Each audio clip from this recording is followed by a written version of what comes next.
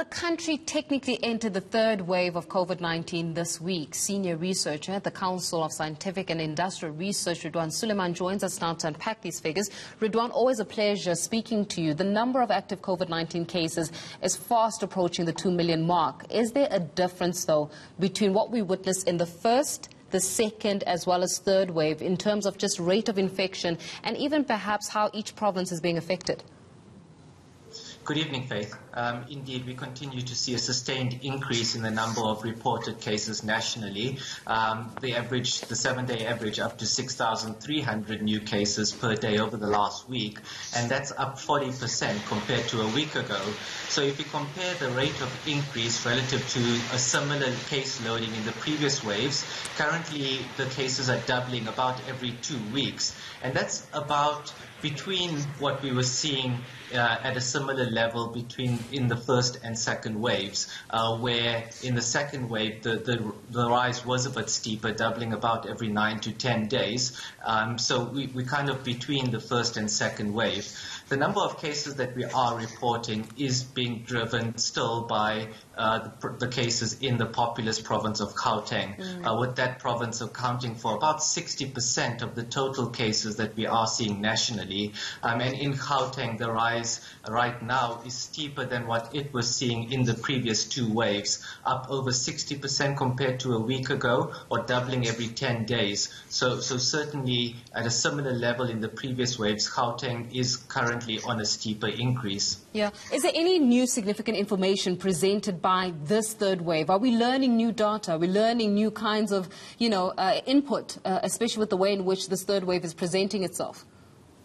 I think what we are seeing, and what it does confirm if we look at the trajectories from the previous waves, is that the COVID-19 infections really take a foothold in a couple of provinces at the beginning of a wave. We saw that in the first wave in the Western Cape and then in the Eastern Cape before moving to the other provinces. Then we saw it in the second wave starting in the Eastern Cape, then spreading to the neighboring coastal provinces. This time around we saw a sustained increase in Northern Cape, Free State, and then recently in Gauteng. The virus and infections really took a foothold here, and now it's spreading further into the other provinces. So I think the trajectory really confirms what we have been seeing in the previous waves, and I think we can learn from that. In terms of the spread between the provinces, we're now seeing infections rising across all of the provinces. It really is seeded amongst all of them now. Now, when we're looking at even the rate of positivity, but also the rate of infections, Ridhwaan, one would say, do we have to consider at this point the role that, for example, Easter and the Easter holidays played? I'm just looking in light of, for example, the increases in COVID-19 cases in Gauteng. Is that any way related or linked to what happened in April with people traveling to different parts of the country, coming back to Gauteng and then allowing this virus to almost spread amongst them? Or are we just seeing, a new spike? No, so I think, look, there are probably about 3 factors that are currently at play in what we're seeing right now. If we look at the previous 2 waves, they lasted about 3 months each. What about 3 months in between the 2 waves? So it was always expected that we were going to see a third wave around this time in our winter months currently, given that 3-month difference between coming out of the second wave. We also know that although there is some level of natural immunity, we don't quite have any specific seroprevalence data of late, but there certainly is natural immunity within the different population groups in the provinces, but it isn't sufficient to stop the wave. And so that's why it has been expected that we would be seeing this third wave right now.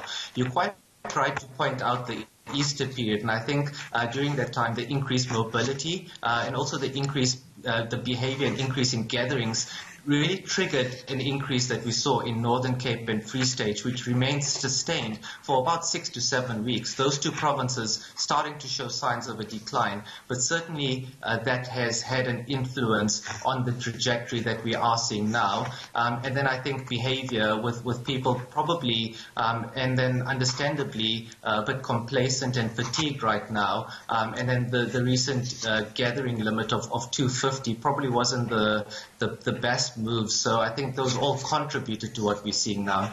And let's talk a little bit about the reported deaths, Ridhwaan. 182 reported deaths in the last 24 hours. But can we say that indeed these deaths occurred in the last 24 hours or perhaps a period before then and just was simply collated? So I don't think we can say that those all occurred in the past 24 hours.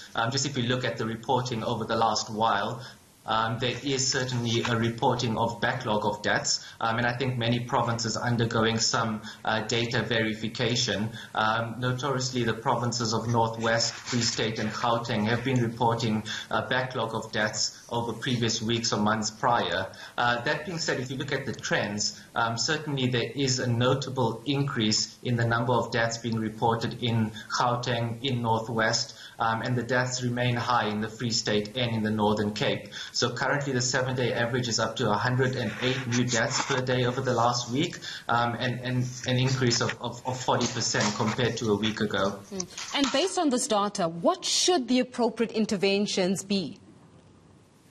So I think if we look at where we're at in terms of the current trajectory, even though we say we're technically in a third wave of COVID-19 infections, we really entered the third wave about 3 weeks ago when the test positivity breached 10% and the case incidence breached 5 new cases per day per 100,000 people. Where we are now is in a third wave of hospital admissions. So I think the focus needs to be on monitoring hospital bed capacity, increasing those where needed, and also monitoring oxygen capacity in regions where we're seeing a spike in COVID-19 cases. If need be, perhaps there could be justification for additional interventions to slow down the spread of infection so that we can reduce the severity of the peak or flatten the curve so that we reduce the burden on the healthcare facilities and ultimately ensure that we have enough beds available.